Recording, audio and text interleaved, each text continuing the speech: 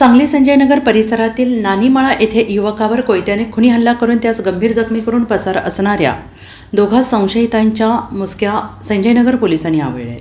आदित्य धनराज पवार वय वर्ष 20 राहणार माधवनगर आणि ऋतुराज उर्फ प्रणव सचिन कांबळे वय वर्ष 19 राहणार अभयनगर अशी अटक करण्यात आलेल्या दोघात हल्लेखोरांची नावे आहेत.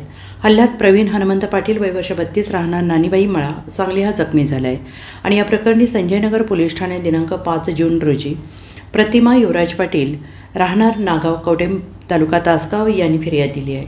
याबाबत अधिक माहिती अशी की गुरुवार दिनांक 5 रोजी रात्री 11 ते 11:30 या कालावधीत नानीमाळा येथे खुनी हल्ल्याची घटना घडली.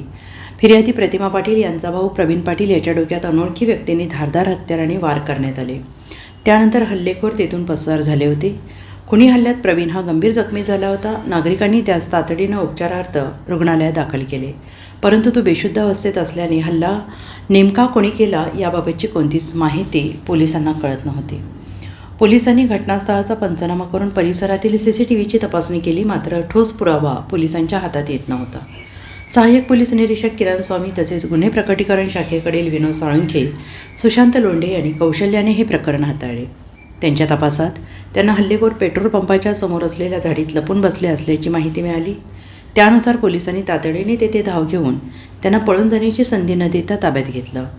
पोलीस चौकशीत दोघेही हल्लेखोरांनी खुनी हल्ला केल्याची कबुली दिली. जखमी प्रवीण पाटील हा संशयिताच्या मित्राच्या घरात वाकून बघत होता. त्यावेळी संशयितांनी घरात वाकून का बघतोयस असा जाब विचारला. त्यावेळी प्रवीण यांनी शिवीगाळ करून हाताने मारहाण करण्यास सुरुवात केली. यावेळी संशयिताने त्याच्याकडील कोयत्याने प्रवीण याच्या डोक्यात वार करून त्यास गंभीर जखमी केलं. दोघांवर संजयनगर पोलीस ठाण्यात खुनाचा गुन्हा दाखल करण्यात आला आहे. तसेच गुन्ह्यात वापरलेले हत्यार जप्त करण्यात आलं आहे. Bureau report SBN Marathi Sangli Sanjaynagar.